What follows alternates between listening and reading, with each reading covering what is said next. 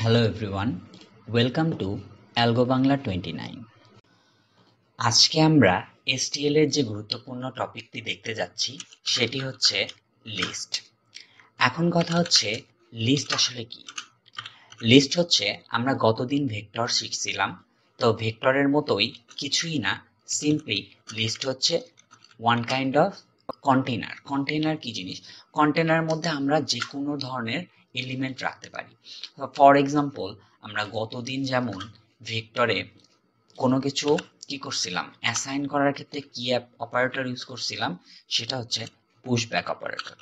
আমরা যারা যারা আমাদের ভেক্টর ভিডিওটি প্লেলিস্ট দেখিনি তারা অবশ্যই ভেক্টর ভিডিওটি দেখে নিব।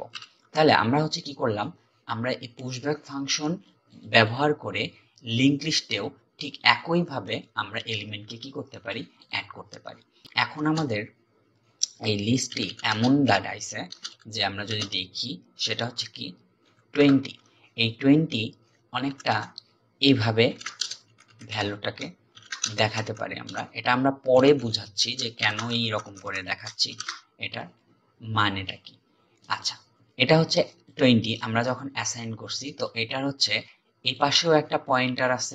এটা যদি ফ্রন্ট সাইড বলি, এটা যদি ব্যাক সাইড বলি, তাহলে আমাদের এই 20 এলিমেন্টের দুই সাইডেই কি আছে, পয়েন্টার আছে।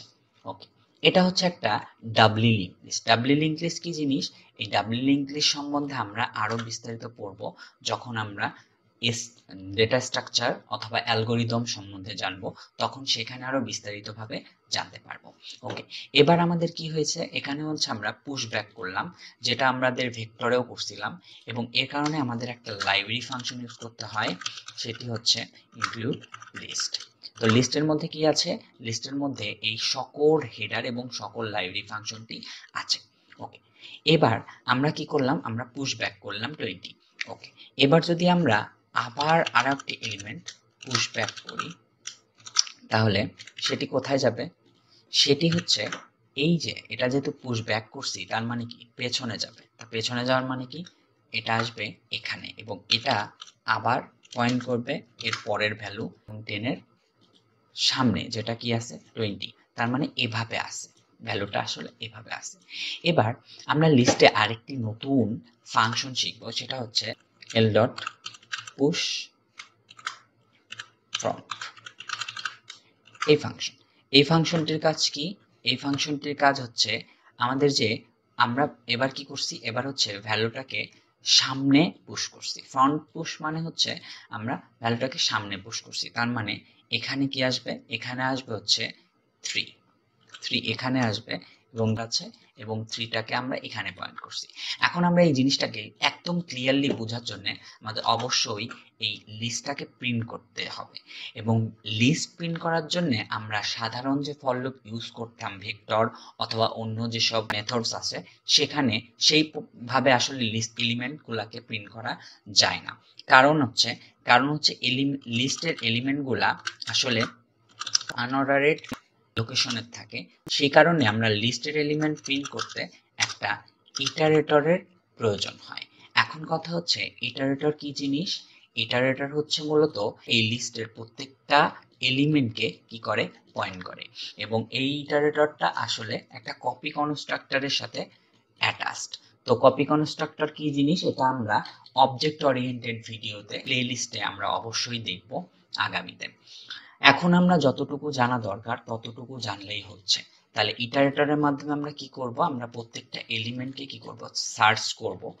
এবার যদি আমরা একটা ফর লুপ ইউজ করি, ফর আমরা যেহেতু ইটারেটর আমরা বলে দিছি যে আই, তো আইটাকে আমরা কি করব, আইটাকে আমরা এই লিংক লিস্টের প্রথম এলিমেন্ট বলতে গেলে আমরা জানি যে প্রথম এলিমেন্টকে পয়েন্ট করতে আমাদের এল ডট বিগেন এই ফাংশনটি ব্যবহার করা হয়, এবং আমরা কত দূর পর্যন্ত চালাবো, যতক্ষণ পর্যন্ত এই লিংক লিস্টের লাস্টের এলিমেন্টের আগের এলিমেন্টে আমরা কি না পৌঁছাচ্ছি।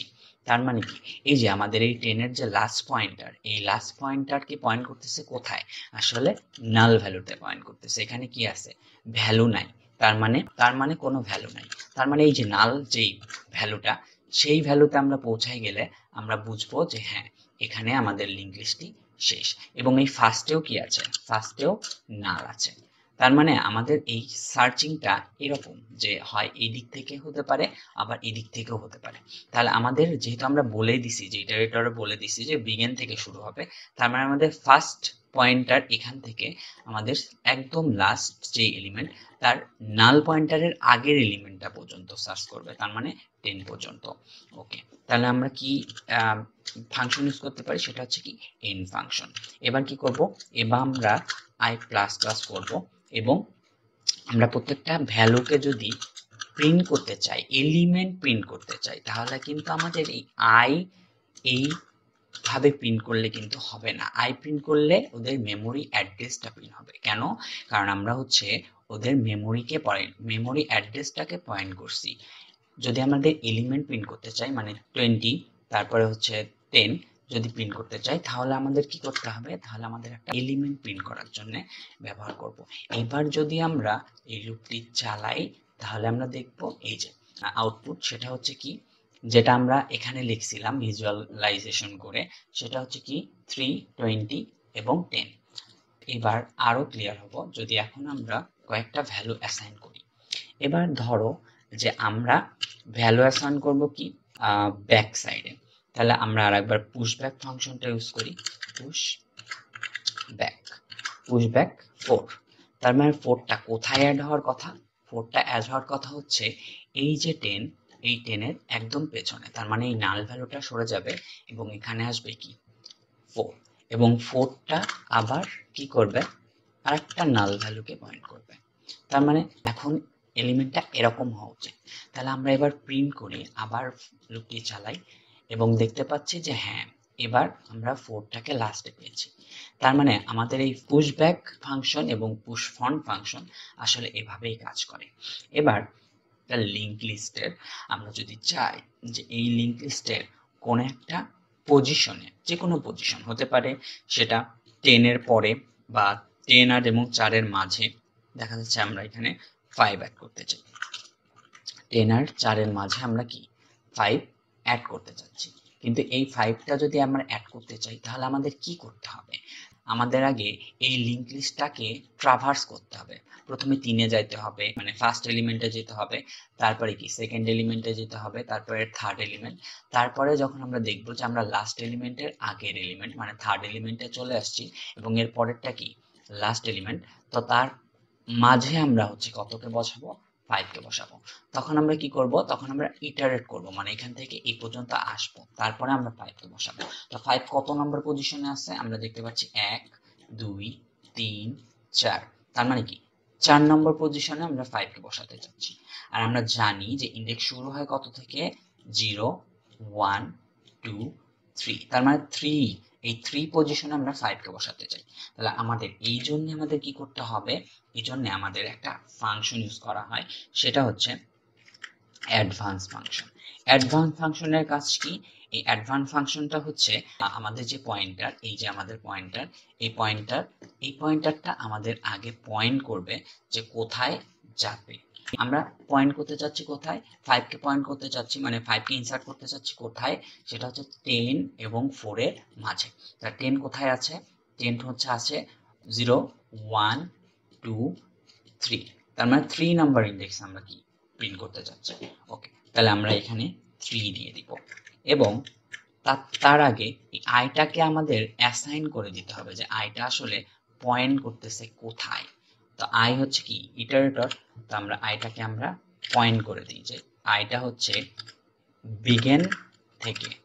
বিগিন থেকে আমাদের আইটা কি চলবে। তাহলে অ্যাডভান্স এই ফাংশনটার কাজ কি, এই ফাংশনটার কাজ হচ্ছে এই লিঙ্ক লিস্ট বা লিস্টকে ট্রাভার্স করে সে 3 নম্বর ইন্ডেক্সে চলে যাবে। 3 নম্বর ইন্ডেক্স মানে এই যে 10 এর ইন্ডেক্স, তার 10 এর পরে সে এলিমেন্ট অ্যাড করবে। ওকে, 10 এর পরে যদি এলিমেন্ট অ্যাড করতে চাই, তাহলে আমাদের কি করতে হবে, তাহলে আমাদের এটা কত নম্বর পজিশন, 10 এর পরের পজিশন হচ্ছে 0, 1, 2, 3। তার মানে 3 নাম্বার পজিশন, তার মানে 3 নাম্বার পজিশনে আমরা কি অ্যাড করব। ওকে, এইবার আমরা ইনসার্ট ফাংশন ইউজ করব, সেটা কি l ডট ইনসার্ট কি ইনসার্ট করব, আমরা i তম ইন্ডেক্সে ইনসার্ট করব এবং কতকে ইনসার্ট করব 5 কে ইনসার্ট করব। i কি জিনিস? i হচ্ছে আমরা এই যে ইটারেটর বা পয়েন্টার সেটাকে আমরা এখানে নিয়ে গেছি প্রথমে, তারপরে আমরা ইনসার্ট করছি, সেটা কত ইনসার্ট করছি 5। এবার যদি আমরা এই ফর লুপটি আবার চালাই এবং ভ্যালুটাকে প্রিন্ট করি তাহলে আমরা বুঝতে পারবো, এবং এর মাঝে আমরা একটা নিউ লাইন দিয়ে দিই, এবং নিউ লাইন দেওয়ার আগে আমরা এবার যদি আউটপুট দেখি তাহলে আমরা বুঝবো যে কিভাবে অ্যাসাইন হয়েছে। তাহলে এই যে আমরা দেখতে পাচ্ছি যে আমাদের প্রথম যে লিস্টটা ছিল সেটা কি 3, 20, 10, 4 ছিল, এবং আমরা চাইছি যে 10 আর 4 এর মাঝে কোনো একটা এলিমেন্টকে ইনসার্ট করতে। তাহলে আমাদের কি করছি, আমরা হচ্ছে 10 আর 4 এর মাঝে 5 কে ইনসার্ট করছি কি ফাংশনের সাহায্যে, ইনসার্ট ফাংশনের সাহায্যে। তো ইনসার্ট ফাংশনের কাজ করার আগে আমাদের কোন ফাংশনের কাজ করতে হয়েছে, সেটা হচ্ছে অ্যাডভান্স ফাংশনের কাজ করতে হয়েছে। অ্যাডভান্স ফাংশন মূলত কি করে, ট্রাভার্স করে কিভাবে, যে এই প্রথমে 3 তে পয়েন্ট করে, তারপরে 20 তে, তারপরে 10, তারপরে আমরা বলে দিছি যে এটা কোথায় পয়েন্ট করবে, এটা হচ্ছে 3 নম্বর ইন্ডেক্সে বা 3 নম্বর যে এলিমেন্ট আছে সেই এলিমেন্টকে পয়েন্ট করবে। ওকে, তারপরে আমরা ইনসার্ট করছি। এটা হচ্ছে গেল আমাদের ইনসার্ট ফাংশনের কাজ। এবার আমরা এলিমেন্টকে আমরা যদি কি করি, প্রিন্ট করতে চাই, তাহলে আমরা সিম্পলি সেটা ফন্টেও প্রিন্ট করতে পারি, আবার ব্র্যাকেটটাও প্রিন্ট করতে পারি। যেরকম আমরা ধরা যাক এখানে একটা লাইন ইউজ করি, আমরা এবার যদি প্রিন্ট করতে চাই তাহলে আমরা এখানে প্রিন্ট করতে পারি যে এল ডট ফ্রন্ট, তাহলে কি হবে, তাহলে হবে হচ্ছে আমাদের প্রথম যে এলিমেন্টটা সেটা প্রিন্ট হবে। এল ডট ফ্রন্ট মানে হচ্ছে প্রথম এলিমেন্ট কত আছে 3, তাহলে 3 প্রিন্ট হওয়ার কথা। তাহলে আমরা রান করি, হ্যাঁ আমরা পাচ্ছি কি 3। তাহলে এটা কি, এটা হচ্ছে ফার্স্ট এলিমেন্ট। তাহলে আমরা এখানে একটা কমেন্ট করে দিই যে হচ্ছে ফার্স্ট এলিমেন্ট অফ লিস্ট। তাহলে আমরা ফার্স্ট এলিমেন্ট অফ লিস্ট এটা প্রিন্ট করছি কি মাধ্যমে, এল ডট ফন্ট এর মাধ্যমে। এবং একইভাবে যদি আমরা চাই তাহলে আমরা লাস্ট এলিমেন্টও প্রিন্ট করতে পারি। তো লাস্ট এলিমেন্ট প্রিন্ট করার জন্য আমাদের যা করতে হবে সেটা হচ্ছে last element of the list, সেটার জন্য আমাদের কি প্রিন্ট করতে হবে। ওকে, তাহলে আমরা লাস্ট এলিমেন্টের জন্য কি প্রিন্ট করলাম, সেটা হচ্ছে কি ব্যাক। দেখো আমার লাস্ট এলিমেন্টে 4 ছিল, তাই আমরা লাস্ট এলিমেন্টটা প্রিন্ট করতে পারছি। এখন কথা হচ্ছে আমরা এই যে লিস্টটি, এই লিস্টটিকে যদি আমরা একইভাবে সর্টেড অর্ডারে সাজাতে চাই তাহলে আমরা সর্ট করতে পারবো। তো সর্টের জন্য আমরা কি করব, সর্টের জন্য আমাদের যে কাজটি করতে হবে, তাহলে আমরা সর্ট একটা ফাংশন আছে লিস্টে, অ্যাজ এ ভেক্টরের মতো আমরা সর্ট ফাংশনের সাহায্যে আমরা এই লিস্টটাকে সর্টেড অর্ডারে প্রিন্ট করতে পারি। তো সর্টেড অর্ডারে প্রিন্ট করার জন্য আমাদের একটা ফর লুপ দরকার, এবং এই ফর লুপে আমরা এই লিস্টটাকে সর্টেড অর্ডারে পাবো। তাহলে আমরা রান করি, এবার দেখতে পাচ্ছি যে আমাদের যে এলিমেন্টগুলো ছিল সেটা কি আনসর্টেড অর্ডারে ছিল। দেখাই যাচ্ছে যে আমাদের ফার্স্ট এলিমেন্ট ছিল 3, এবং যেটা সর্টেড অর্ডারেও সবচেয়ে ছোট অ্যাসেন্ডিং টু ডিসেন্ডিং, সেটা 3 ফার্স্টে আছে, এবং লাস্ট এলিমেন্ট ছিল হচ্ছে 4, যেটা হচ্ছে আনসর্টেড অর্ডারে 4 ছিল, এবং সর্টেড অর্ডারে কত হয়েছে সেটা হচ্ছে 20। এবার আমরা যেটা দেখব সেটা হচ্ছে একটা ভেক্টর, যেভাবে আমরা ভেক্টর থেকে কোনো একটা এলিমেন্টকে রিমুভ করছিলাম, ঠিক একইভাবে এখানেও আমরা কোনো একটা এলিমেন্টকে রিমুভ করতে পারি। আমরা ফ্রন্ট থেকেও রিমুভ করতে পারি, আমরা আবার ব্যাক সাইড থেকেও রিমুভ করতে পারি। মানে আমরা দুই সাইড থেকে কি করতে পারবো, এই লিস্টটাকে কি করতে পারবো, রিমুভ করতে পারবো বা এলিমেন্ট ডিলিট করতে পারবো। তো সে কারণে আমাদের একটা ফাংশন ইউজ করা হয়, সেটি হচ্ছে এল ডট পপ কি ফ্রন্ট।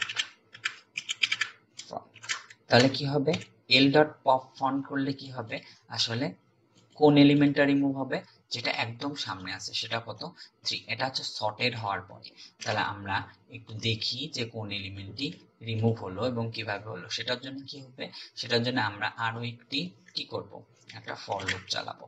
ফর লুপ চালালে আমরা দেখবো যে আসলে ফ্রন্ট এলিমেন্টটি কি রিমুভ হয়েছে কিনা। তাহলে এবার চালাই দেখতে পাচ্ছি যে আগে আমাদের ফার্স্ট এলিমেন্ট ছিল 3, এবার আমাদের ফার্স্ট এলিমেন্ট হয়ে গেছে কত 4, তার মানে ফন্টের যে এলিমেন্টটা সেটা কি ডিলিট হয়ে গেছে, যেটা ছিল কি 3।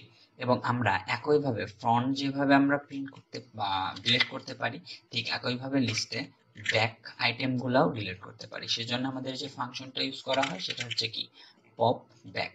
তাহলে পপ ব্যাকের মাধ্যমে কি করব, পপ ব্যাকের মাধ্যমে আমাদের ডিলিট হওয়ার কথা হচ্ছে এই লিস্টের লাস্ট এলিমেন্ট। লাস্ট এলিমেন্টটা ছিল কি, লাস্ট এলিমেন্টটা ছিল হচ্ছে 20। তাহলে 20 এলিমেন্টটা কি হওয়ার কথা, ডিলিট হওয়ার কথা। তাহলে আমরা রান করে দেখি এবং দেখতে পাচ্ছি যে এই যে লাস্ট এলিমেন্ট ছিল 20 এবং 20ও এখন কি ডিলিট হয়ে গেছে। এভাবে আমরা একের পর এক সবগুলো এলিমেন্টকে কি করতে পারি, পপ করতে পারি, সেটা সামনে থেকে হোক এবং পেছন থেকে হোক।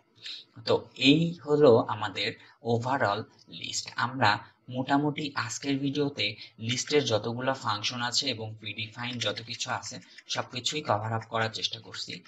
আপনারা চাইলে ডিসক্রিপশন বক্সে লিঙ্ক দেওয়া থাকবে, যেই লিঙ্কের মাধ্যমে আপনারা লিস্টের যাবতীয় আরো ইনফরমেশন গুলো দেখতে পারবেন এবং কোডটি আপনারা ডিসক্রিপশন বক্সে লিঙ্ক পেয়ে যাবেন।